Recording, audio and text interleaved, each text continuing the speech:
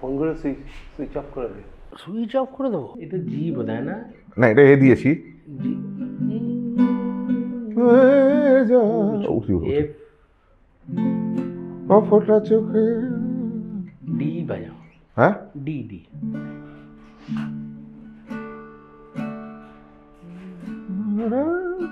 এখান থেকেই প্লেন ধরাবো তোকে, যা।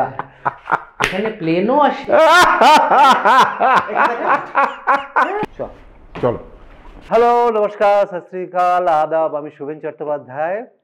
আর আজকে আমার এপিসোডের দুজন আমার অত্যন্ত অত্যন্ত প্রাণের বন্ধু ভাই, আমার আইডি ইন্দ্রদীপ অ্যান্ড মাইটি রূপাঙ্কার।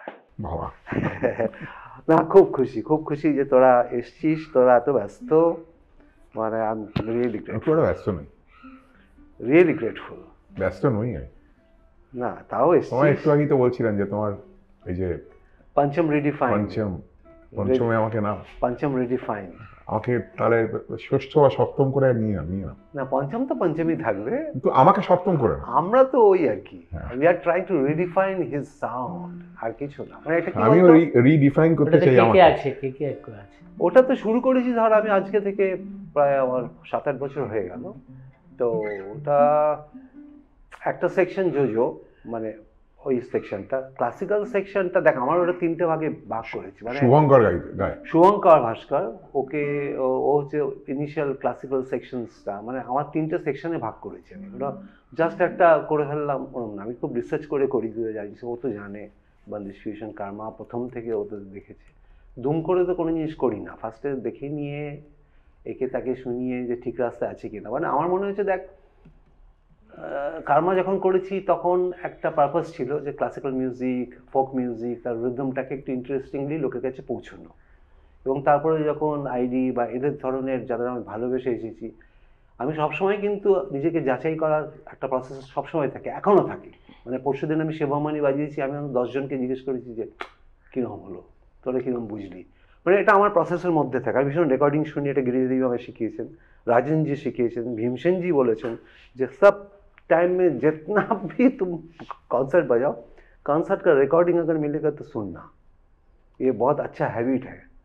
যে তাহলে তুই বুঝতে পারবি তুই মহান আর কি না। সত্যি সত্যি মানে তোমার অকাত কাহা হ্যায় ও ওটা বলে দেয় বলে আমার মনে হয়। আমি জানি না আমি ভুল বলছি কি না, আমার এরকম মনে হয়েছে। ফাটিয়ে বাজিয়েছি এই রাত্রে, ওই কী বাজিয়েছি রে, মানে দেন ইউ নো এক্স্যাক্টলি। আর আমার গুরুজি বলতেন যে সব বাজাবার পরে বাড়িতে ফিরে এসে না সিলিং পাখাটাকে জিজ্ঞেস করো, ও সত্যি কথাটা বলে দেবে। বড় কথা জানিস তো, আমি জানি না তুই তোরা ফিল করতে পারছিস কিনা, ঘুমিয়ে রূপঙ্কর ফাটিয়ে দিল, ওখানে তো সব গন্ডগোল আছে, কেস লাগেনি তো সুর, সবাই নাচুক ঠিক আছে, কিন্তু ভালো তো হয়নি।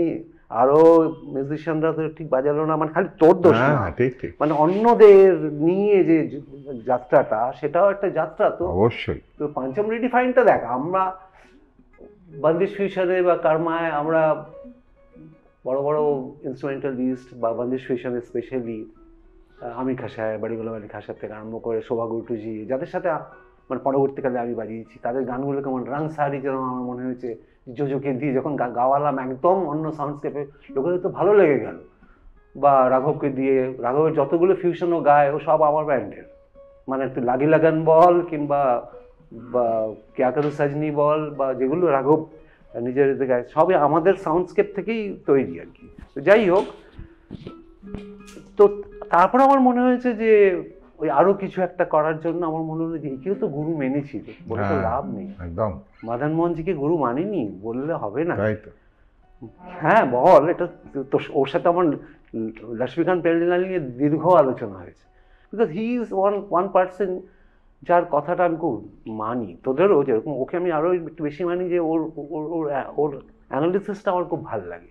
ওর ক্রিয়েশনের তো ছেড়ে দে, বাট ওর যেটা বলে, যে সুরেন্দা আমাকে একবার বলেছিল একটা গান দাঁড়ায় ওর ভেতর থেকে, ওর অন্তরা সঞ্চারী কী হচ্ছে ওইটাই গান। আমার পরবর্তীকালে এত ভালো লেগেছিল ওর কথা, যে হ্যাঁ তাই তো, রবি ঠাকুরের তো সঞ্চারীটাই সব।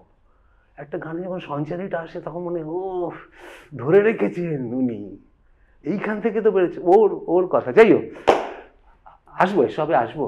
তোদের পেয়েছি কি ছেড়ে দেবো ভাবছিস? আবার না, কবে আমাকে পাবো তুমি কে বেশি জানে। ধরেও কিছু করতে পারবে না।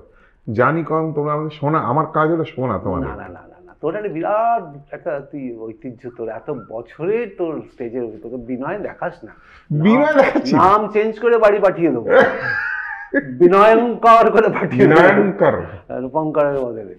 না, আমাকে বলতো তুই ফার্স্টে বল, আমি তোরা ডিফার করতে পারিস, এবং সেটার জন্যই দুজনকে ডাকা। তোর কাছে মিউজিকটা কি? What is music to you? Music আমার কাছে সাধনা। মিউজিক আমার কাছে কোনো জার্নি আর কি, একটা যেটা জার্নিটাই আসল আর কি।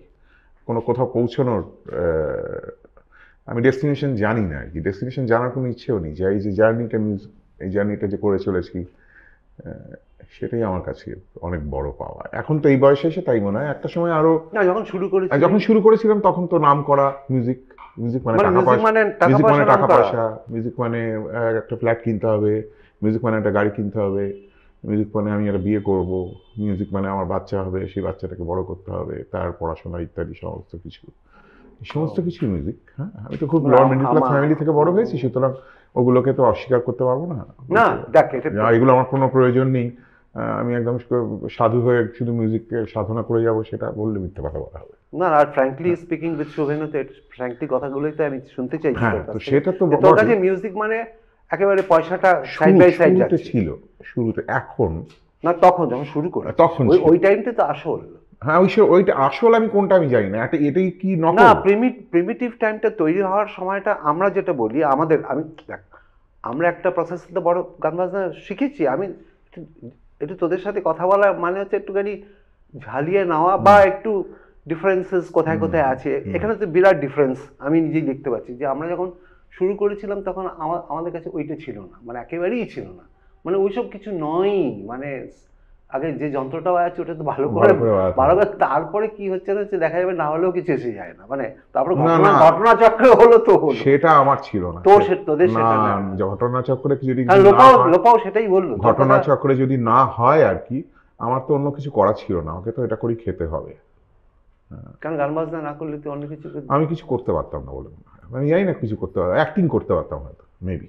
তুই একটা ইন্টারভিউতে তো আর এছাড়া আমি কিছু করতে পারতাম। তুই বলেছিলি যে আমার যদি গানটা হিট না করতো আমি কি দোকান ফোকান খুলতাম। ওগুলো মজা করে বলেছি, সেগুলো কি আর সত্যি কথা? সে সিরিয়াস কথা না। তোর কাছে আইডি? আমার কাছে মিউজিক হচ্ছে দ্য জার্নি টুয়ার্ডস মি। ও ওয়ান্ডারফুল, ইন্ট্রোস্পেকশন, ওয়ান্ডারফুল। একেবারে আমার মনের কথাটা বলি। আমি যখন, আমার কাছে হচ্ছে আমরা যখন জন্মাই তখন আমরা বাইরে জন্মাই, আর আমাদের পুরো জীবনের পুরো যাত্রা পথটা হচ্ছে, মানে এটা আমি মনে করি, দ্য জার্নি উইদিন। সেই জার্নির আমার প্রধান অস্ত্র হচ্ছে মিউজিক। নিজের এক্সপ্রেস করা, নিজেরকে এক্সপিরিয়েন্স করা, সেই নিজের বিভিন্ন খাঁজ খোঁচে, আঘাত প্রত্যাঘাত সব কিছু নিয়ে এগিয়ে যাওয়া। এবং সেই এগিয়ে যাওয়াটা হচ্ছে, when you draw a circle you come back to the same point. So ওই ফিরে আসাটা, আমরা যখন কামিং ব্যাক টু দ্য সাম, তো এই যে ফিরে আসাটা হচ্ছে বাইরে থেকে ভেতরে আসা। সেই জন্যে মিউজিক বলি, সিনেমা বলি, কিংবা যাই বলি, সম্পর্ক বলি, যাই বলি, জীবনের প্রত্যেকটা সম্পর্ক তার একটা সুর, সেগুলো বিভিন্ন সুরে বাঁধা থাকে, সেগুলো সুর আবার পরিবর্তন হয়, কখনো বেসুরও হয়। তো সেই প্রত্যেকটা, it is a journey towards me, towards my self. কারণ আমি, এই ভেতরের ওই আমিটাই হচ্ছে আমার কাছে, ওই আমি মানে আমার মা, আমার বাবা, আমার প্রেমিকা, আমার গান, আমার বাড়ির গাছ, আমার সূর্য, আমার চাঁদ, আমার আকাশ, আমার বাতাস। So the journey towards that আমি is music or whatever it is. বাহ, খুব ভালো বললি, খুবই ভালো বললি। তো ওর সাথে একটা ডিফারেন্স বুঝতে, মানে আমাদের চলার ইয়েতে আমরা বুঝতেই পারছি যে এক একজন এক এক রকম চিন্তায় আমরা ইভলভ করেছি, বাট আমরা একটা এখন বলতে পারি একটা জায়গায় সবাই তোর একটা অসম্ভব রেসপেক্টের জায়গা হয়েছে। নাম দেখ সবাই অনেকেই অনেকভাবে করতে পারে, কারণ অ্যাজ এ সিঙ্গার রেসপেক্ট পাওয়াটা বোধহয় খুব জরুরি। তুই কি মনে করিস রেসপেক্ট পাওয়াটা খুব জরুরি? সর্বক্ষেত্রে ওটাই তো আসল। মানুষ হিসেবে কিংবা যে কোনো প্রাণী হিসেবে রেসপেক্টই তো আসল। মানে আমরা গান বাজনার কথা যখন বলছি, গান বাজনা ওটাই আসল, ওটাই আসল, ওটাই আসল, ওটা ছাড়া তো কিছু নেই। তো এই এই যে তোর তোর তুই ও সম্পর্কে আমার একটু গুরু ভাইও হয়, তার একটা ব্যাকগ্রাউন্ড আছে। কারণ আমার যে সিঙ্গিং ট্যালেন্ট সেটা পৃথিবীতে একজন দুজনই বুঝতে পেরেছিল, তার মধ্যে একজন ওর বাবা।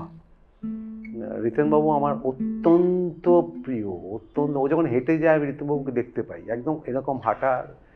এবং আমার মুখের সাথে এখন আজকাল না আমার বাবার সাথে খুব মিলও হয়ে যাচ্ছে। আর রিতেনবাবু মানে পাগলের মতন, মানে কোথায় আমি টেবিল বাজিয়ে গান করেছি ডেকে আমাকে, এখন তো ক্লাস নেই, এদিকে নিয়ে চলে যেত, ওই কোনায় বসে গা, এই গানটা ওই গানটা সেই গানটা করে আমাকে। হঠাৎ আমাদের স্কুলের একটা গান ছিল যেটা দিয়ে আমি একটু ওর গলা শুনতে চাই, হয়তো আমি একটু গলা লাগাবো, আমাকে বল তুমি গেও, আমি বাজাচ্ছি। না ওই গানটা জানিস তো? কি? আমাদের প্রেয়ার, ও আমার স্কুলের ভাই, বালিগঞ্জ গভর্নমেন্ট স্কুলের ভাই, আনন্দলোকে, মঙ্গলালোকে। এই গানটা আমরা ভীষণ ভীষণ আমাদের এটা দিয়ে শুরু হতো, প্রেয়ার সং। চল একটু একটু করি তো।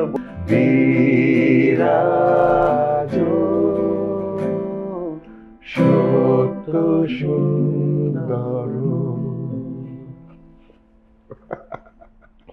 রিতেনবাবুর কথা বললেই অনেক কিছু মনে আসে ডেফিনেটলি। তোর শিক্ষা বেসিক্যালি তো স্যারের কাছে ইনিশিয়ালি বাবার কাছে, মার কাছেও। আমার মা দ্বিজেন মুখোপাধ্যায়ের ছাত্রী ছিলেন, তো রবীন্দ্রনাথের গান, এবং মা পরবর্তীকালে তপন মুখোপাধ্যায় বলে একজনের কাছে নজরুলগীতিও শিখতেন। সেই কারণে নজরুলগীতি এবং রবীন্দ্রনাথের গান এই দুটোই মার কাছে শেখা। বাবার কাছে শাস্ত্রীয় সঙ্গীতের চর্চা। কিন্তু প্রথম দিকে যে আমি খুব খুব ওবিডিয়েন্ট স্টুডেন্ট ছিলাম তা নয়, আমাকে মানে আমি পালিয়ে যেতাম আর কি। গান বাজনা শিখতে আমার ভালো লাগতো না, মানে কোনো পড়াশোনা করতেও ভালো লাগতো না, গান বাজনা শিখতেও ভালো লাগতো না। আমার একমাত্রই ভালো লাগতো ক্রিকেট খেলতে, ফুটবল খেলতে, আর ব্যাডমিন্টন খেলতে, আর ক্যারাম খেলতে। তো সুতরাং এই সুতরাং প্রথম দিকে যে খুব সিরিয়াসলি করেছি বা ধরে বেঁধে আমাকে বসানো হতো আর কি। মার একটা গানের স্কুল ছিল আম্রপালি বলে, সেখানে অনুষ্ঠান হতো, তো সেখানে আমি মাঝে মধ্যে তখন খুব ভালো হারমোনিয়াম বাজাতাম, এখনের থেকে অনেক বেটার। এখনও ভালোই বাজাই, কিন্তু তখন আরও ভালো বাজাতাম। তো আমার হারমোনিয়াম বাজানোর দায়িত্ব ছিল। আমি খুব, আমাদের সেটে হারমোনিয়াম ছিল, আমি ভাবলাম যে তুই বোধহয় হারমোনিয়াম। না, আমি হারমোনিয়াম দারুণ বাজাতাম, এখন অত ভালো বাজাই না, না বাজিয়ে বাজিয়ে যেটা হয়েছে। কিন্তু তখন ওইটাই আমার কাজ ছিল, হারমোনিয়াম বাজানো। ওই নিরঞ্জন ঘন পুঞ্জ এসো নাচাবে অমৃত অম্বর হে গম্ভীর হে গম্ভীর শহর নীল দিগন্তে ওই ফুলে, এইসব গান হবে, আমি বাজাবো টাজাবো এইসব। তারপরে তোর এই ট্রান্সফরমেশনটা কি করে হলো? আমার বেস্ট এখনো পর্যন্ত, বেস্ট বলবো না, one of my best girlfriend হচ্ছে আমার দিদিমা ছিলেন। দিদিমা, তো দিদিমার সাথে আমার খুব ভালো বন্ধুত্ব, এবং সেই বন্ধুত্বের তাগিদের জোরে দিদিমার সাথে আমার একটা ভীষণ ঘনিষ্ঠ সম্পর্ক ছিল। দাদু সবসময় খুব একটু স্নব ছিলেন, এবং পঙ্কজ কুমার মল্লিক, শচীনদেব বর্মন, রবীন্দ্রনাথ, শম্ভু মিত্র, ব্রেস্ট, এসব নিয়ে পড়ে থাকতেন আর কি। তার দিদিমা ছিলেন খুব সাধারণ একজন মহিলা, উমা দাশগুপ্ত আমার দিদিমার নাম।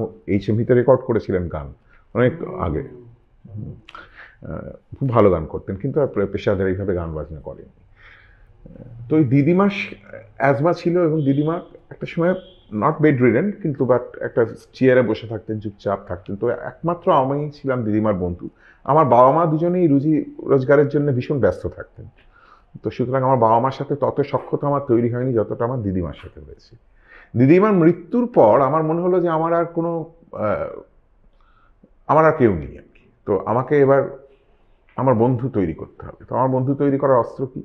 আমার বন্ধু তৈরি করার অস্ত্র হচ্ছে গান, মিউজিক। খেলা না কেন? খেলাধুলা হচ্ছে, খেলাধুলা তো আসলে আমি খুব অভিমানী চিরকালই খুব। সেটার আবার একটা অদ্ভুত গল্প আছে। আমি তখন আমাদের ডিউস বলে খেলা হতো, তো ডিউস বলে খুব এক্সপেন্সিভ হয়ে গেল সবকিছু। তো একটা ছেলে অভিলিন বলে ও প্যাড ট্যাড নিয়ে আসতো, নিজেই ওর বাবা কিনে দিত, সেগুলি আমরা ইউজ করবো। বললো না, এরপর থেকে আমি আমার প্যাড আমার গ্লাভস আমার হবে, নিজেরা তোমাদের খেলতে হলে নিজেদের প্যাড কিনে নাও, গ্লাভস কিনে নাও, নাহলে খেলতে পারবে না। বা অনেক পাড়ায় এরকম আছে যারা ব্যাট প্যাড দেয় তারা আউট হয় না। না, ও আউট হতো, এরকম ব্যাপার আছে, তাহলে আউট এত করা জগা যাবে। ছিল, আউট না হলে ওকে মানে পেঁদিয়ে ওর লাশ বানিয়ে দিতাম, সেটা কথা না। সেটা কথা না। আছে কিন্তু জানিস তো। এবার ঘটনা হচ্ছে তারপরে ক্যাম্বিসে শুরু হলো। আমি না ফাস্ট বোলার ছিলাম, আমি খুব ভালো জোরে বল করতাম। আচ্ছা, ক্যাম্বিসে না সামা আমি বাউন্সটাকে মেনটেন করতে পারতাম না। জল টল দিয়ে এটা করে না না, হতো না বাউন্সটা মানে মানে বেশিরভাগই সবই বাউন্সার হয়ে যেত। হ্যাঁ, সবই বাউন্সার। ইয়ক করাতে পারছিস। ইয়ক করাচ্ছি, ইয়ক করালে হচ্ছে ইয়ক যদি না করছি গুড লেন্থ বল হয়, ব্যাস। সেটা বাউন্সার হয়ে যাচ্ছে। হ্যাঁ, তো সে কারণে আমি আস্তে আস্তে টিম থেকে বাদ পড়তে শুরু করলাম। তো আমার একটা জিনিস আছে, যেখান থেকে আমাকে বাদ দেওয়া শুরু হতে থাকে, আমি যখনই বুঝতে পারি যে আমি এখান থেকে বাদ, আমি ওখান থেকে সরে আসি। এটা আমি এখনো তাই, আমি ওখান থেকে একদম সরে আসি, ওখানে থাকি না। এইটা নিয়ে আমরা কথা বলবো। এই জায়গাটা খুব ইম্পর্টেন্ট জায়গা। তোর বল, তোর এই ওকে আমি প্রথম শুনি, এগুলো শেয়ার করছি। আমরা লেক গার্ডেন্সে একটা আড্ডা মারতে গেছি, তো আমাদের যে বন্ধু বান্ধব ছিল বললো একটা ব্যান্ড আসবে, ইয়াং ব্যান্ড, ওরা নিজের গান করে, দাঁড়ান। আর আমার ওই একটা ব্যাপার আছে, নতুন গানের নতুন এক্সপেরিমেন্টাল, বলে আমি ওদের গান কে কম্পোজ করছে, কেউ তো বলে একজন আছে ওদেরই বন্ধু, দাদার ব্যাপার আছে। আগের থেকে ব্যাকগ্রাউন্ডটা আমি শুনে ফেলেছিলাম, নিজে গিটার বাজায় গান। ওকে প্রথম শুনলাম, তোর মনে আছে কি আমি জানি না তোর মনে আছে কিনা, তোদের ব্যান্ডটার কি নাম ছিল জানো? সহানুভব। গিটার নিয়ে ও গাইলো, আর না এটা অন্যরকম ব্যাপার, অসাধারণ গায়ক তো ও। আমি তো আমার ভীষণ ওর ওপর অভিমান আছে, বিকজ লোকে ইন্দ্রজিৎ দাশগুপ্তকে। আমি না বলছি একটা কথা প্রসঙ্গে মনে পড়লো, আমি আর চৈতালি মানে আমার স্ত্রী, আমরা দুজনে মিলে, মানে এটা একদমই অন্যভাবে কেউ নেবেন না প্লিজ, মানে এটা একটা বিখ্যাত গান, কপোটা চোখের জল ফেলেছে যে তুমি আমায় ভালোবাসবে, মান্নাদের একটা প্রখ্যাত গান, এবং সেই গানটা আমরা ছোটবেলা থেকে শুনেছি সবাই। ওর গলায় যেদিন আমরা শুনেছিলাম ওর বাড়িতে একটা রাত্রিবেলা কোনো একটা সময়, আমরা ওটা না কোনোদিন ভুলতেই পারি না। মানে আমরা এখনো আলোচনা করলে কপোটা চোখের জলের কথা যদি ওঠেই, তার কারণ মান্নাদে আমাদের আলোচনায় চলে আসেই আর কি। তো যখনই এই গান, আর এই গানটার প্রতি আমাদের একটা অদ্ভুত সফট কর্নার আছে দুজনেরই। আর এটাই আমরা যখন গাই, তখন আমরা গাওয়ার পরেই বলি যে কিন্তু আইডির মতো হলো না। তখন প্রেম ছিল। আমি তো কথা দিচ্ছি, গানটা গিয়ে বেরোলেই তোর প্রেম হবে, এখান থেকে বেরোলেই প্রেম হবে। প্লিজ গা, প্লিজ বেরোলেই প্রেম হবে। কি মশা নাকি, ম্যালেরিয়া নাকি? রাত কাটিয়েছো জেগে, স্বপ্নের মিথ্যে আবেগে, কটা রাত কাটিয়েছো জেগে, স্বপ্নের মিথ্যে আবেগে,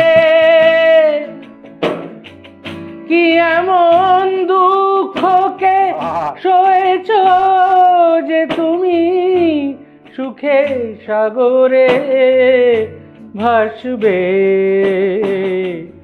পথের কাটায় পায় রক্ত না ঝরালে কি করে বলো কাছে আসবে, কপোটা চোখের জল ফেলেছ যে তুমি ভালোবাসবে, পথের কাটায় পায় রক্ত না ঝরালে কি করে বলো কাছে আসবে, কপোটা চোখের জল ফেলেছ যে তুমি ভালোবাসবে।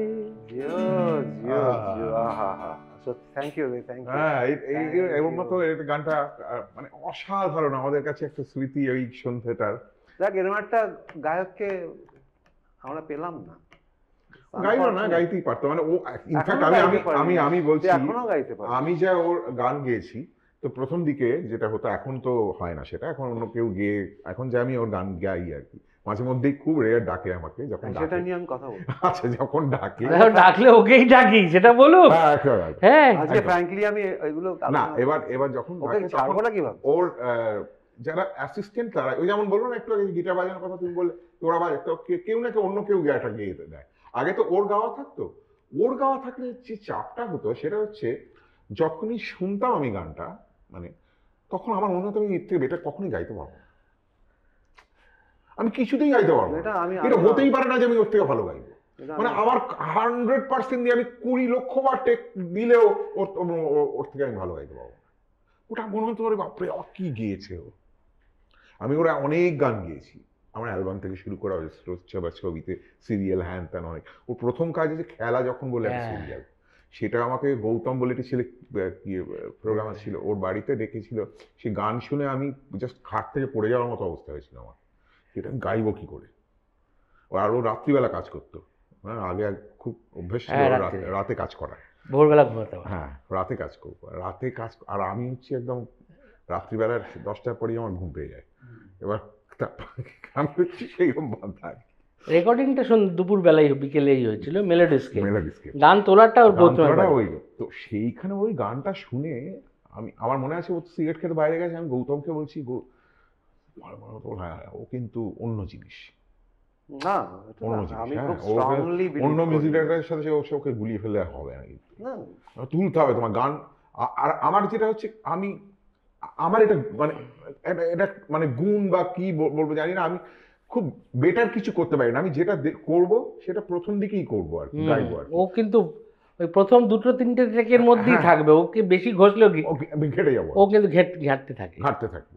তো সুতরাং আমি আর খুব সহজে, খুব তাড়াতাড়ি আমি গান তুলতেও পারি, এটাও আমার একটা কে। কিন্তু এই গানটা শুনে বলছি, বাবা এটা তো তোরা ভীষণ, তখন থেকেই আমি ওর মানে, এখনো ইনফ্যাক্ট আমরা মানে, আমি আর চৈতালি, যেহেতু আমার বন্ধু বান্ধব খুব কম, আমার স্ত্রী আমার বন্ধু, তো আমাদেরই গল্প গুজব বেশি হয় আর কি দুজনের মধ্যে। তো কম্পোজার, ওর মতো কম্পোজার আমাদের আমার দেখা, আমার কাজ করার সময় দেখা, ওর মতো কম্পোজার এই বিষয়ে আমি মানে 100% সন্দেহ। আমি আর রূপঙ্কর বসে গান বানিয়েছিলাম, মনে আছে?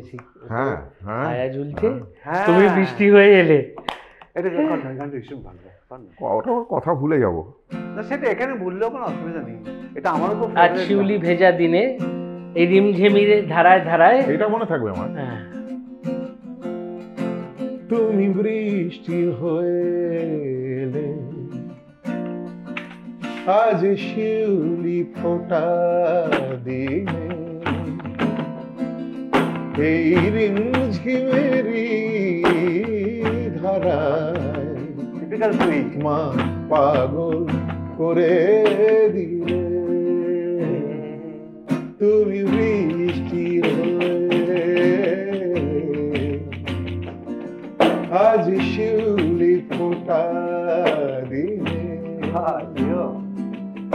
এই রিমঝিমেরি ধারায় পাগল, এটা ভুল গাই শব্দ করে দিলে,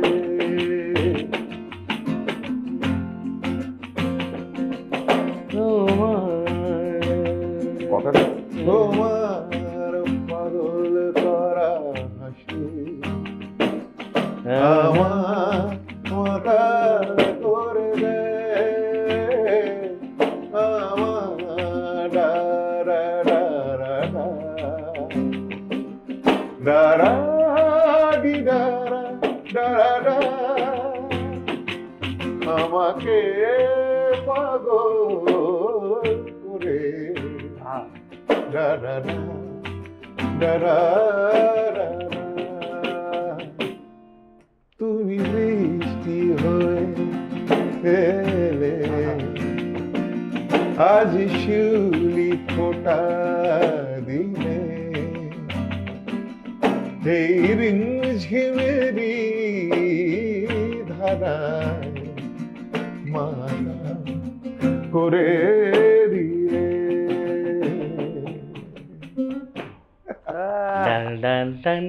শরৎ গিটার আর বেস গিটার, আর কিছু না। আমি এই গানের লিরিক্স সুদীপ্ত। তোর মনে নেই কেন? স্টেজে গাস না? হ্যাঁ গাই, আমার নিজের লিরিক আমার কিছু মনে থাকে না। আমারও মনে থাকে। আমার নিজের গান এটা তো একটা 1 লক্ষবার গাওয়া গানের, মানে এটা আমার চেনা গান। তোর হ্যাঁ আমিও গাই, প্রায়ই গাই, খুব রেগুলার গাই তা নয়, কিন্তু প্রায়ই গাই। আমার খুব যারা হার্ডকোর ফ্যান তারা এই ধরনের গান খুব অনুরোধ। আচ্ছা, তুই একটা ইন্টারভিউতে তুই বলেছিস যে অরিজিতের প্রসঙ্গ তুলছি, কেননা এটা আসবে, কেননা তুই বলেছিস যে অরিজিৎ সিং তখনকার দিনে রফি সাহেব, কিশোর কুমার জি, মান্না বাবু, মুকেশ জি, এদের পাশে রাখবার মতন তুই একটা আর্টিস্টেরই নাম তুই বলতে পারিস, দ্যাট ইজ অরিজিৎ সিং। ও এতটাই ট্যালেন্টেড, এটা আমি এখনো বলছি। যেটা বললে সেটাকে আমি এন্ডোর্স করছি। এন্ডোর্স করার থেকে আমার মনে হওয়া। হ্যাঁ, আমার মনে হয় অফকোর্স। তো এবার এখানে এটা এই জন্যই বলছি, you have to know, you will only know this when you interact with him. আমি সেটা জানতে চাইছি, ইন্টারাকশনের একটু বল। এবং ও এদের মানে, যদিও মোহাম্মদ রফি সাহেব এরা যখন গান গেয়েছেন এত জনরাটা ভ্যারিড হয়ে যায়নি, কিন্তু এখন জনরাটা অনেক বেশি ভ্যারিড, কিন্তু ওর গান গাওয়ার ক্ষমতাটা না, এবং ওর মিউজিশিয়ানশিপের ক্ষমতাটা, এটা কারো ঈর্ষা হওয়া উচিত নয়। সবাই তো সমান, সেটা তো অনেকে পাইছেন। সবাই কি নিখিল ব্যানার্জি হয়েছেন না? সবাই পণ্ডিত রবিশঙ্কর হয়েছেন, বিলায়েত খান সাহেব হয়েছেন। ওর ওই জায়গাটা আছে, ওটা দিয়ে পাঠিয়েছে।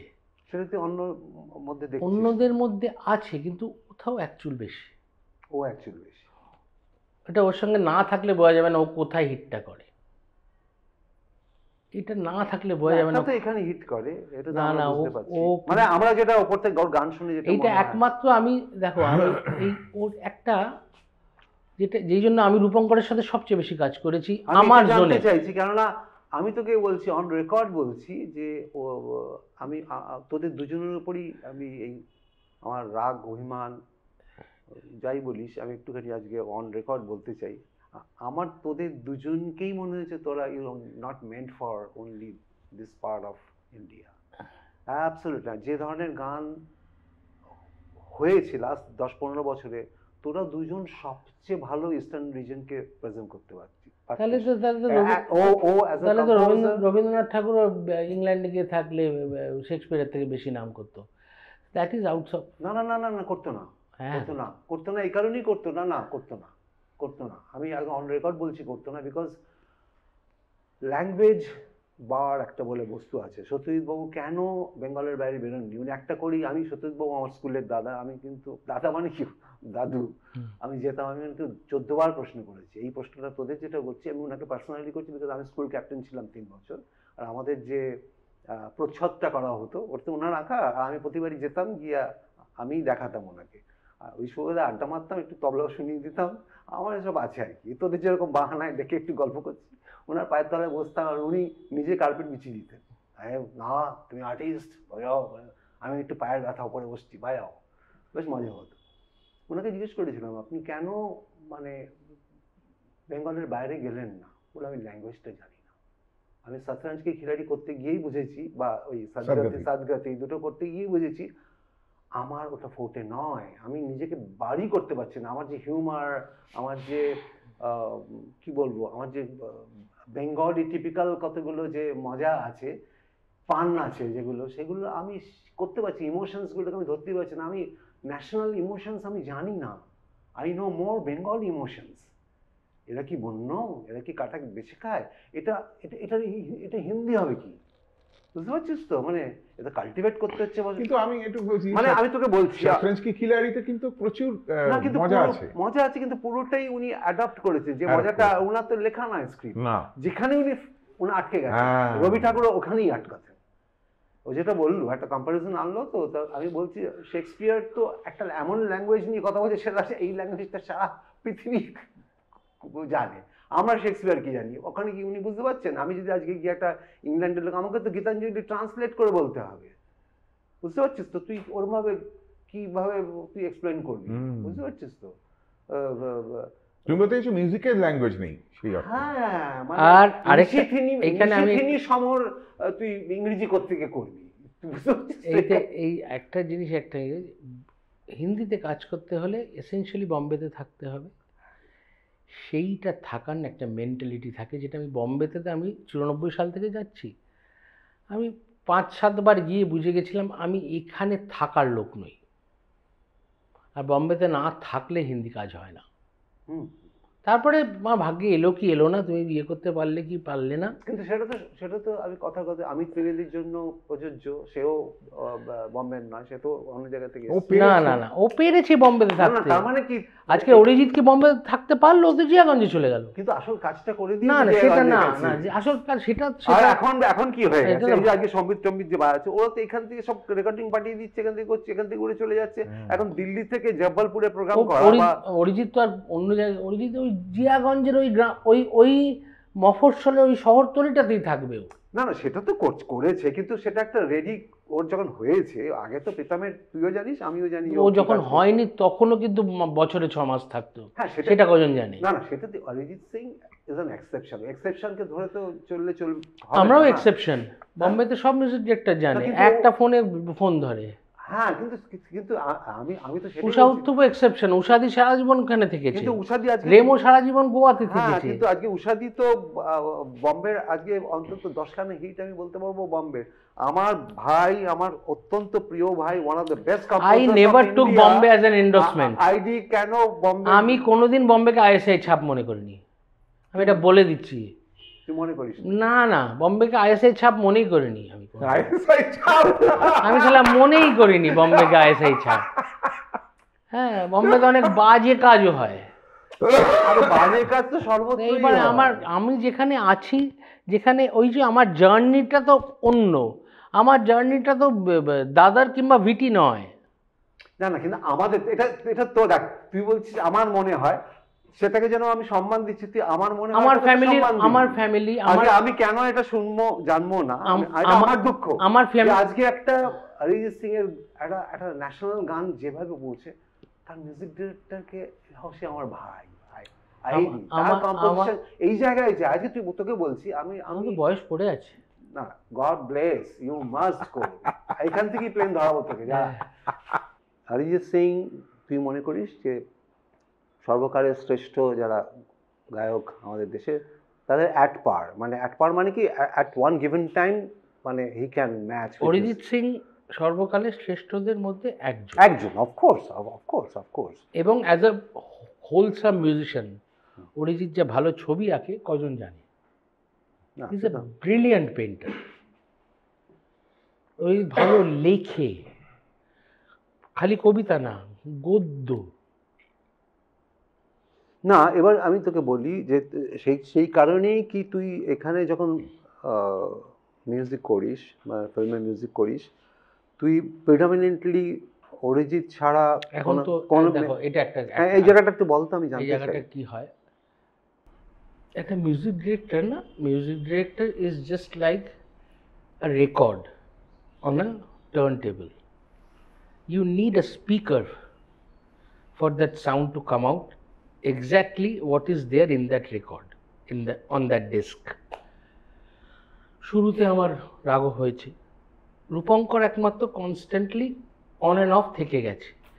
কিন্তু আমি যেভাবে এক্সপ্রেশনগুলো ভেবে এসছি, যেভাবে নিজেকে একটা জায়গায় গিয়ে ডিরাইভ করেছি, যেভাবে শব্দ ভাঙতে পছন্দ করেছি, সেটার জন্য আমার সঙ্গে অরিজিৎ না এরমভাবে মিলে গেল।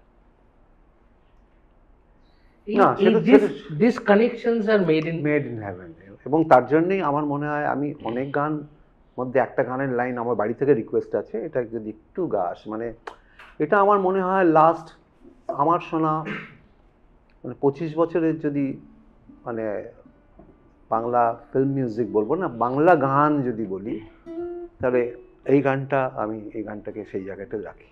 বুঝতে পারছিস কোন গানটা বলছি? তুইও বুঝতে পারছিস, অরিজিতের ওই গানটা, শাপলা ফুল না, আশা তোমা। এটা আমার কোনো সিঙ্গারের সাথেই হয়নি আজ পর্যন্ত। তার জন্যই অরিজিৎ আমার কাছে এক্সট্রা প্রিয় নয়। অরিজিতের সঙ্গে আমার একটা কানেকশন আছে। এইটা কানেকশনটা হয়তো আমাদের আগে থেকেই ছিল, we met at a certain point of time. তো অরিজিতের সঙ্গে আমার হয়তো 3 মাস কথা নেই, 6 মাস কথা নেই, কিন্তু আমি হয়তো একটা কোনো ক্রাইসিসের মধ্যে দিয়ে পাস করছি, একটা টেক্সট, কি গো, কি খবর। দেখ, এটাকে টেলিপ্যাথি বলে। টেলিপ্যাথি না, ও জাস্ট একটা কানেকশন হ্যাঁ, আছে। ওটাই টেলিপ্যাথি তো, মানে তুই হ্যাঁ, যার কথা ভাবছিস ইমিডিয়েটলি তার ফোন পেলি। এবার অরিজিতের এই গানটার সময় আর বোঝে না সে বোঝে না যে টাইটেলটা দিয়েছে, যখন অরিজিৎ গানটা গাইছে, যখন পরের দিকে ওরে আয় রে চলে আয় রে তোরা, এই গাইছে, তখন না পুরো ঝরঝর করে কাঁদছে এবং গেয়ে যাচ্ছে, গলা কাঁপায়নি কিন্তু। এটাই অরিজিৎ। একটু গা, প্লিজ গা, প্লিজ গা। এটা আমার এই পডকাস্টের একটা স্পেশাল মোমেন্ট আমি মনে করবো, যে তোর গলায় এবং রূপঙ্কর বাজাচ্ছে গিটার। আসা তোমার সৎ গময় তমসোম জ্যোতির্গময় মৃত্যুর অমৃতং গময় শান্তি শান্তি শান্তি হরি শান্তি তৎসৎ। দেখো আলোয় আলো আকাশ, দেখো আকাশ তারায় ভরা, দেখো যাওয়ার পথের পাশে ছোটে হাওয়া পাগল পারা, এত আনন্দ আয়োজন সবই বৃথা তোমায় ছাড়া।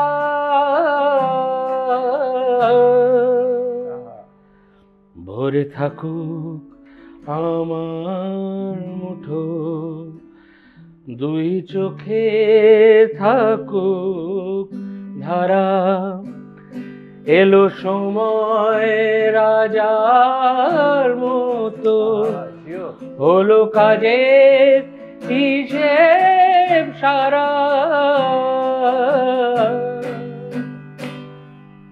আসা তোমার সৎ গময় তমসোম জ্যোতির্গময় মৃত্যুর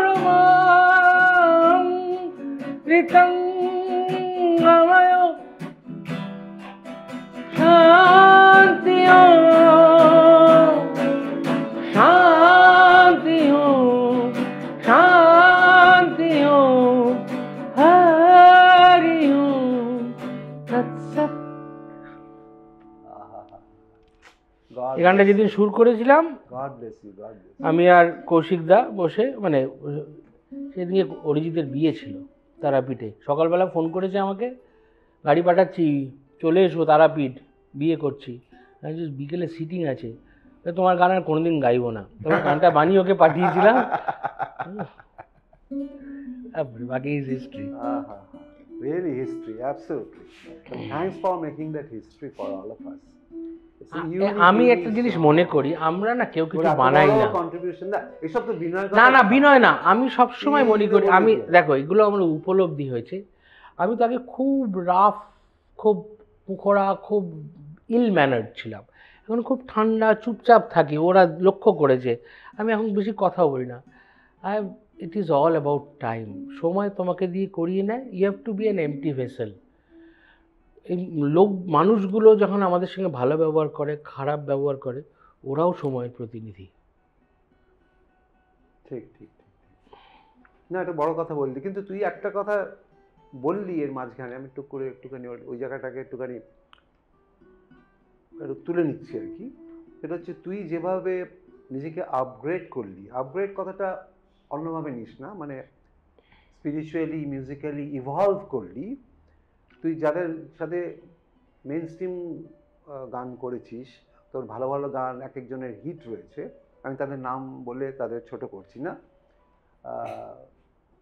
এবং তাদের পরিচিতি অনেকেরই তোর গান দিয়ে, মানে আমাদের আশেপাশে ভাইদেরই অনেকেরই ভাই বোন মাসি পিসি সবই। হ্যাঁ হ্যাঁ, কিন্তু তারা তুই পরে পরে তাদের তোকে দেখলাম না যে তাদের তুই ফিল্মে বা অন্যভাবে তুই তাদের ইয়ে করলি। এবার দুটো খালি জিনিস রূপঙ্কর কি ধরে বসে এটা এবার না না, এখান থেকে ফিল্মে আরো অনেকে সত্যি গেছে। কথাটা বললে কি হবে, যারা দেখ এটা কিন্তু এটা না, যারা না।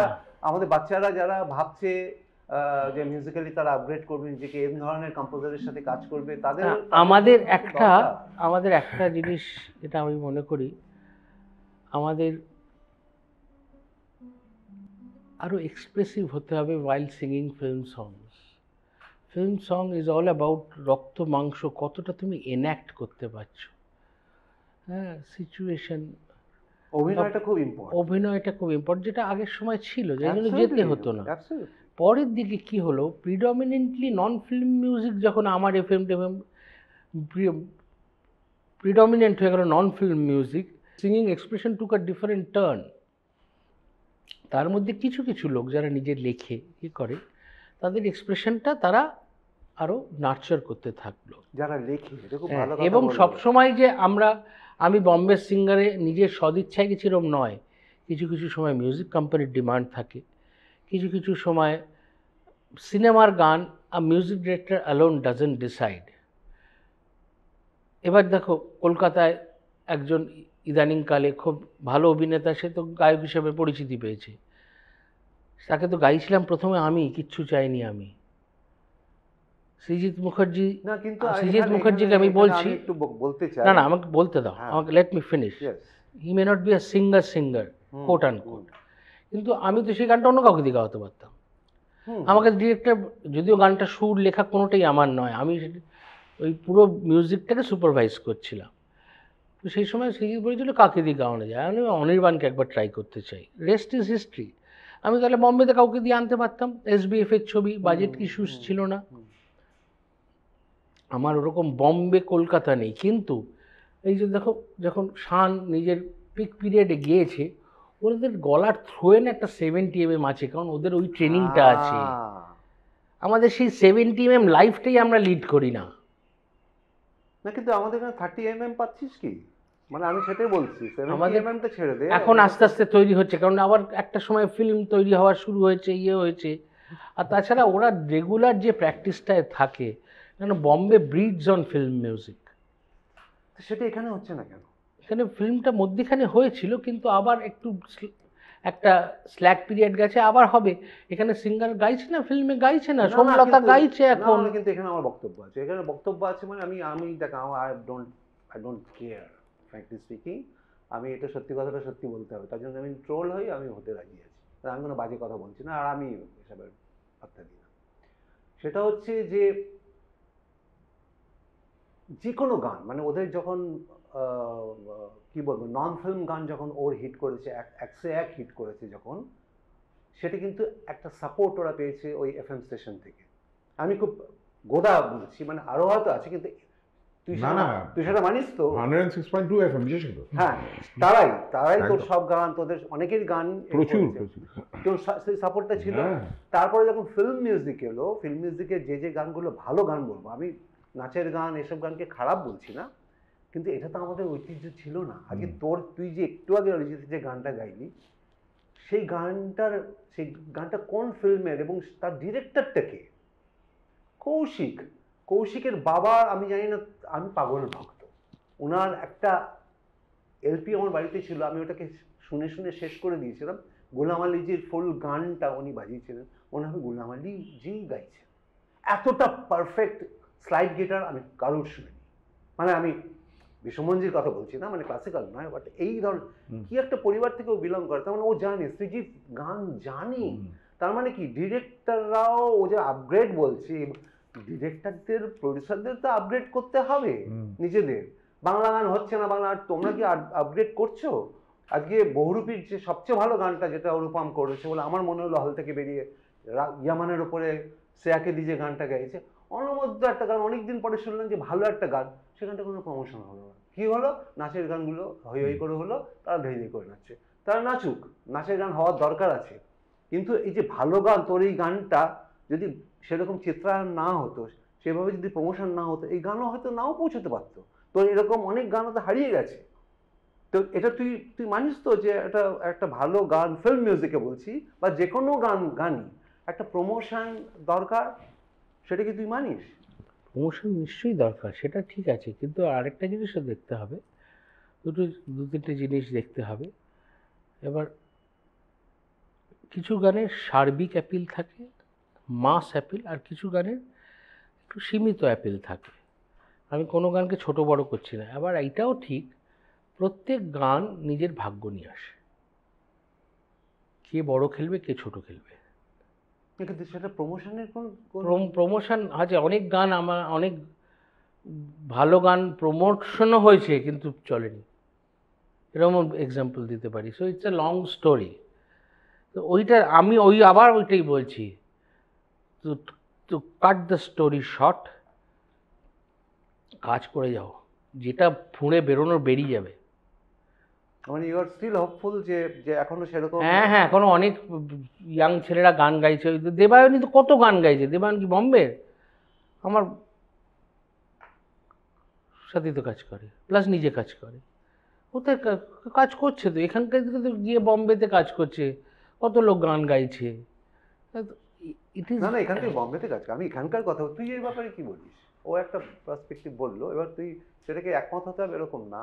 আমি বলছি একটা প্রমোশন, মানে ভালো গান বাজনার একটা প্রমোশন দরকার। ও বলছে প্রমোশন তো দরকার, কিন্তু প্রমোশন করলেই যে একটা ভালো গান দারুণ পৌঁছাচ্ছে সেটা বলছি না, কিন্তু প্রমোশন কি দরকার? মানে প্রমোশন তো দরকার। একটা ডিরেক্টর বা প্রডিউসারদের কি একটু মিউজিক্যালি অ্যাওয়ারনেসটা দরকার, আপগ্রেড হওয়া দরকার, যে এই গানটা এই ডিমান্ড করছে ভালো পিকচারাইজেশন, ভালো সবসময় যে বাজেট থাকে সেটা নয়, সবসময় যে বাজেট থাকে সেটা নয়। একটা সিনেমার চলার অনেক প্যারাফার্নালিয়াস থাকে, একটা অনেক মার্কেটের হিন্ড্রেন্স থাকে।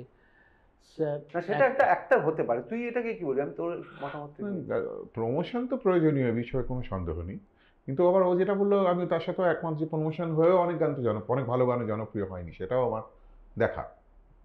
না, তাহলে এখন এটা কি, মানে তোর কাছে আমি না, এটার কেমিস্ট্রি কিছু নেই আর। আচ্ছা, এই যে রূপঙ্কর যে গানটাকে ন্যাশনাল অ্যাওয়ার্ড পেয়েছে, সেই গানটা আমি হলপ করে বলতে পারি রূপঙ্করের গান বাই অ্যান্ড লার্জ লোকে জানে, কিন্তু কজন জানে ওটা সুমনদার গান?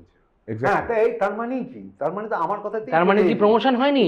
এবং গানটা যতটা যা প্রমোশন হয়েছে, যা হয়েছে সব জায়গায় তো কবির সুমন ওয়াজ ট্যাগড। হ্যাঁ হ্যাঁ, এক্স্যাক্টলি। হ্যাঁ, তাহলে ওয়াইড, কিন্তু গানটার যে পিকচারাইজেশন হয়েছিল যখন আমরা হলে, মানে আমাদের যেটা হিন্দিতে বলে রংটে খাওয়া, ওটা একদম কারেক্ট কথা বলে। আমি তোমাকে একটা ঘটনা, জাস্ট আমি এই গানটা রিলিজ হওয়ার 2-3 মাস বাদে আমি একটু মফস্বলে হাবড়ার দিকে একটি অনুষ্ঠান করতে গেছি।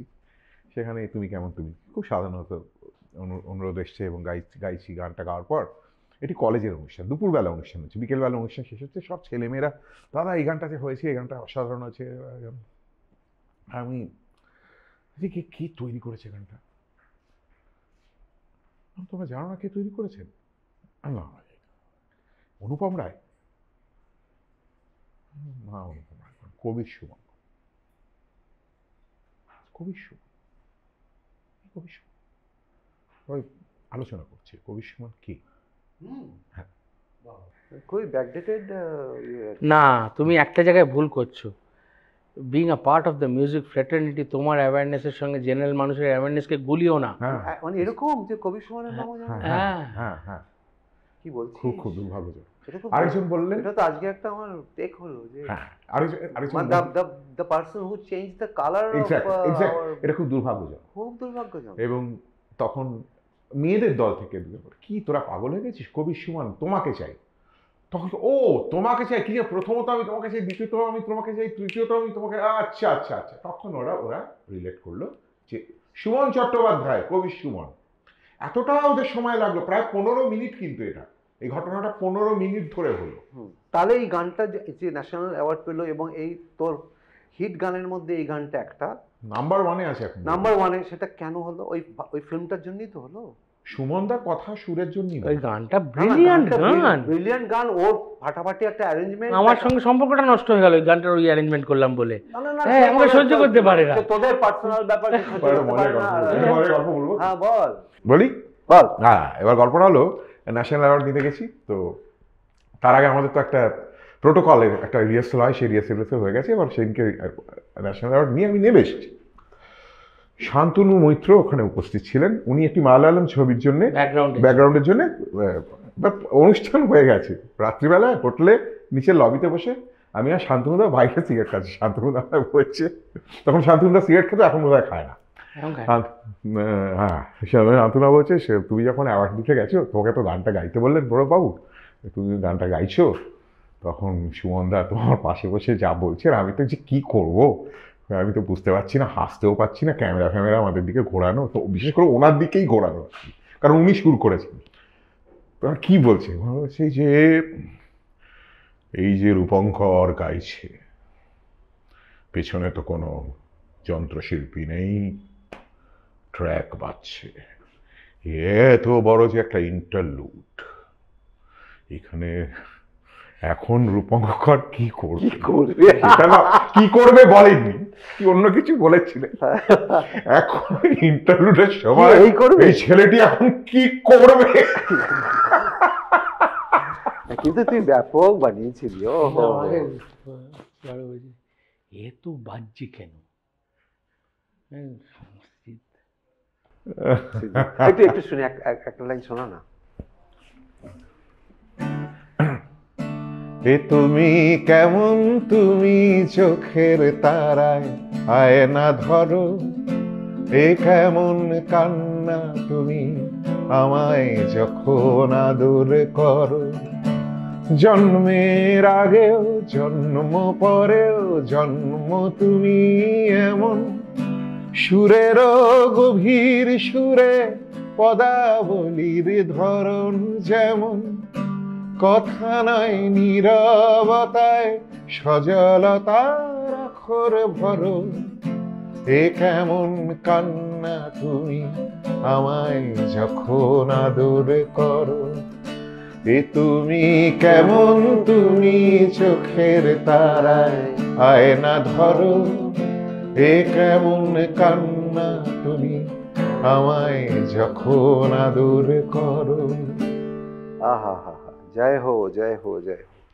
যাই হোক, আমরা অলমোস্ট শেষের দিকে। খালি তোদের একটাই বলা যে মানে তোরা যেহেতু একটা মানে এমন একটা পেডেস্টালে পৌঁছেছিস, সেটাতে তোর, আমি না কোথাও পৌঁছইনি শুভেন্দা, প্যাডেলই হারিয়ে গেছে।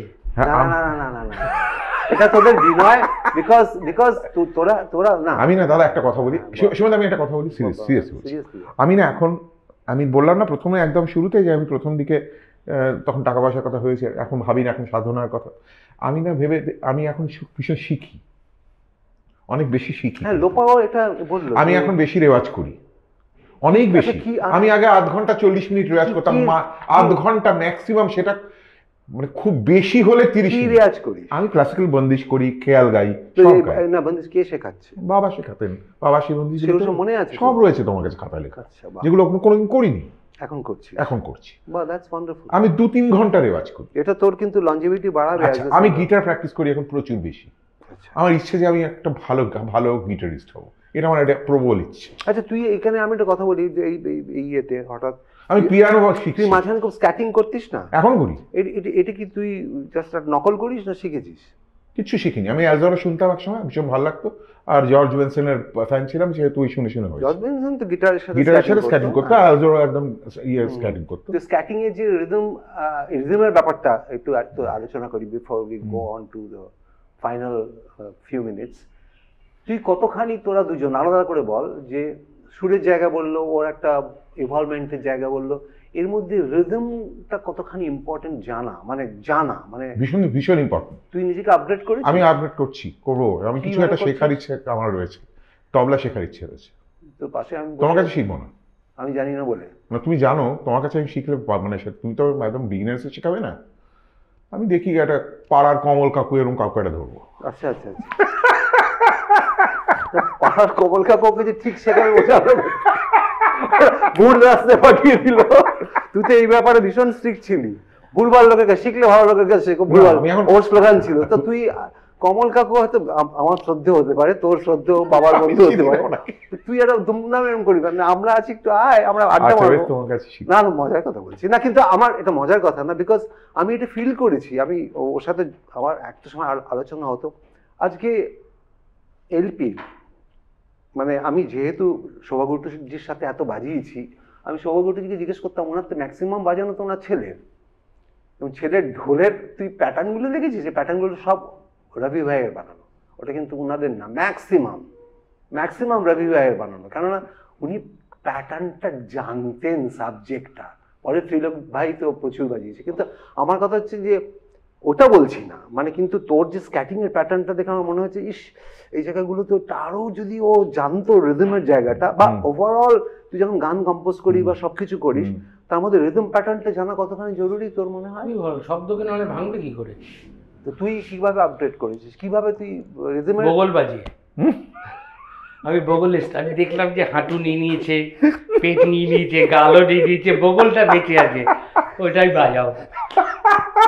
মজার কথা হয়েছে, ওটাকে না বড় করা যাবে না, বড় হলো না কিন্তু। আপগ্রেড করার একটাই উপায়, শোনো। না কিন্তু শুনে দেখ, আমার কথা হচ্ছে শুনলি তুই একটা, শোনো আর গোনো, তুই একটা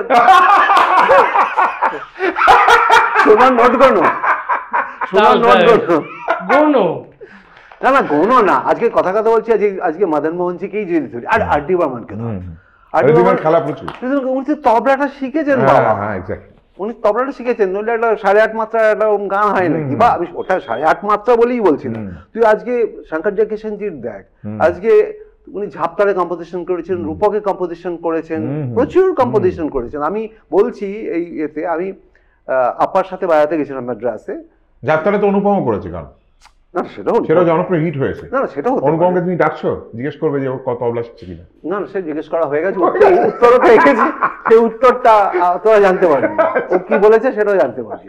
ওই একটা গান নয়, ওটা না, কিন্তু আজকে তো সত্যি অনুপম তো আজকে প্রত্যুষের কাছে যাচ্ছে রেগুলার, তাল নিয়ে অনেকদিন ধরে একটা তো শেখার চেষ্টা তো করছে। নিশ্চয়ই। আমার কথা হচ্ছে যে সেই আপগ্রেডেশনটা, মানে আজকে ধর আমি শুনে তো ব্রিলিয়েন্ট হতেই পারি, কিন্তু আজকে যে শেখার প্রয়োজন আছে, নিশ্চয়ই আছে, বিকজ আমি বলছি তোকে, আমি আলিবর খাসানের কাছ থেকে, নিজের কাছ থেকে এরকম বসে শোনা, ঠিক যে মদন মোহনজি কিভাবে ওনার কাছে এসে বসে থাকতেন, প্রোগ্রামে একদম বম্বেতে গেছেন, রাত্রিবেলা একটা ফোন, আমার গুরুজির কাছ থেকেও শুনেছি যে রাত্রিবেলা একজন দেখা করতে আসবেন, তো আলিবর খাসা সবাইকে সরিয়ে দিতেন, মদন মোহনজি এলেন, বসলেন, উনি তখন একটুখানি মেজাজে থাকতেন, বলে আপনি খালি বাজিয়ে যান, আমি চুপচাপ শুনবো, আর আমাকে খালি বলে দিন এই রাগের আরোহণ অবরোহণ, বলে ঘন্টার পর ঘন্টা বাজনা শুনে চলে যেতাম। রাইস খান সাহেবের কাছ থেকে আমি নিজে বাজিয়েছি রাইস খান সাহেবের কাছে, বলে বায়ান ওটা এই সঙ্গে আমার একটা কথা মনে পড়লো, বলবো কি?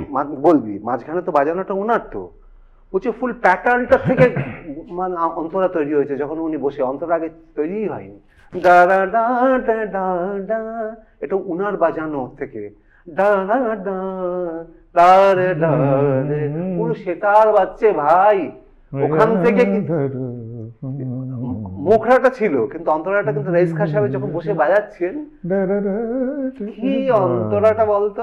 আমার কথা হচ্ছে যে এই যে আলোচনাটা হচ্ছে, এর মধ্যে থেকে এইটাই বেরিয়ে আসা উচিত যে রিদম শেখার কিন্তু দরকার আছে, জানার দরকার আছে, খালি ওই পা বাজালে হবে না। সবাই কিন্তু আইডির মতন সুপার টুপার ট্যালেন্ট নয়, আমরা ভুল রাস্তায় যাব না। হেমন্ত নাকি কোনোদিন শেখেনি, আরে বাবা শিখেছেন, কিশোর কুমারজি নাকি কোনোদিন শেখেনি, আরে বাবা শেখার দরকার আছে, সে ক্লাসিক্যালি শিখতে হবে এটা বলছি না, না শিখলে রাস্তা জানবে কোত্থেকে ভাই, তুই এটা মানিস তো? তাহলে এতক্ষণ পরে তুই মাথায় আসবে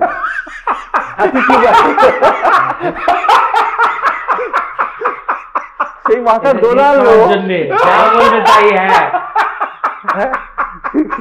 এক ঘন্টা কথা বলে অনেকদিন আগে একটা অনুষ্ঠানে সেখানে রশিদজি গাইছেন, যোগ রাগ হচ্ছে, যোগ রাগের ওপর একটা কিছু কম্পোজ, হঠাৎ করে আমি বসে আছি, আমি এসেছি কিন্তু আমি আর লোপা দিয়ে রবীন্দ্রনাথের গান গাইতে এসেছি, পাশে বসে আছি, হঠাৎ করে আমার মাথায় কি হয়েছে, একটা গান ছিল জগজিৎ সিং চিত্রা সিং এর মিলকার জুদা হুয়ে তো নাস্তা হয়া করেঙ্গে, হ্যাঁ ওটা শুরুটা একটু যোগের সাথে মিল আছে, ওই গা গা দুটো কোমল, শুদ্ধ গা কোমল গা দুটো লাগে, ওটা গাইতে শুরু করেছি। এবার ওই গান, আমি কিন্তু যোগরাগ তখন জানি না, আমি তখন যোগরাগ শিখিনি, এটা আমি বলছি 2001 সাল বা 2 সালের কথা। যোগরাগ তখন আমি শিখিনি, জানিও না, যোগরাগ সাথে কোনো ধারণা নেই। তো ওইটা গাওয়ার সময় তারপরে রশিদ ওখান থেকে টপ করে উঠে পড়ল, শুনি আরেকটা টান, আরেকটা, এবার বাড়তে শুরু করলো। এবার আমিও এখান থেকে গাইছি, উনিও গাইছেন, আমিও গাইছি, উনিও গাইছেন। তার তেজেন্দা ওখানে বসে তেজেন্দা বাজাতে শুরু করে দিয়েছে। অনেক একটা ছোট্ট 2.5 মিনিটের একটা পিস, সেটা আলটিমেটলি 15 মিনিটে হয়ে দাঁড়ালো। তারপরে অনুষ্ঠানে বললো, তুমি এটা করলে কেন, মানে তোমার তো গাওয়ার কথা, যখন সময় আসে রবীন্দ্রনাথের গান গিয়ে নেমে যাওয়ার কথা। এখন হঠাৎ করে মাথার মধ্যে চলে এলো রাগটা, হঠাৎ করে গানটা চলে এলো। তো সবসময় এই যে মদন মোহনজি বসছে আরোহণ অবরোহণ শুনতে চাইলেন না, এইটার কথা প্রসঙ্গে আমার এই প্রসঙ্গটা মনে পড়ে গেল আর কি, যে আমি জানতাম না যে ওরা কি, কিন্তু ওটা শুনে আমার মনে হলো যে এই গানটার সাথে ওটা যেতে পারে। তো একটা কিছু ভাবিস দাম করে আরম্ভ করে দিবি, না শুটটা আগে চলে এলো করলি? আমি খুব তাড়াতাড়ি বানাই, আমি খুব তাড়াতাড়ি গান, 4-5 মিনিটের বেশি দাম আনি, 5-6 মিনিটের বেশি গান আমি খুব তাড়াতাড়ি তৈরি করে ফেলি। সুর আগেই চলে আসে বেশিরভাগ ক্ষেত্রে। অনেক সময় লেখা এসছে, অনেক সময় লেখা, যেমন তোমার টানে সারা বেলার গানে, যেটা খুব জনপ্রিয় গান, ওটা লেখা আগে পরে সুর করা। আচ্ছা, এইভাবে এসছে। হ্যাঁ। তো এখন গান কম্পোজ করছিস? হ্যাঁ, আমি রেগুলার গান করি, প্রচুর গান আমার রিলিজ হয় ইউটিউব থেকে, আমি শুনি আর আমার বউ শুনে।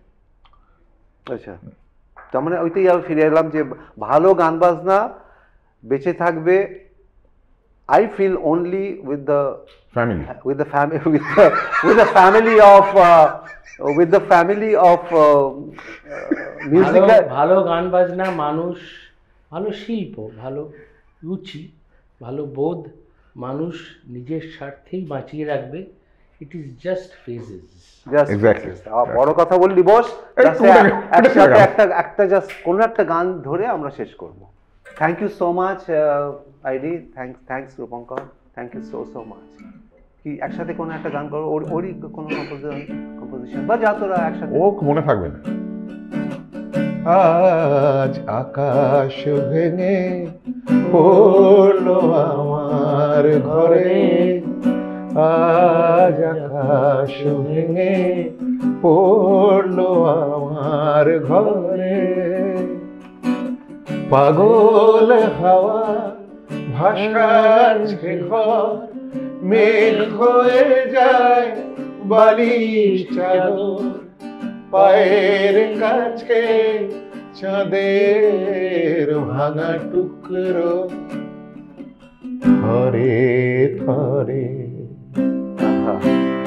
আজ আকাশ ভেঙে পড়লো আমার ঘরে, আজ আকাশ ভেঙে পড়লো আমার ঘরে। থ্যাংক ইউ, খুব ভালো থাকিস তোরা, খুব ভালো থাকিস।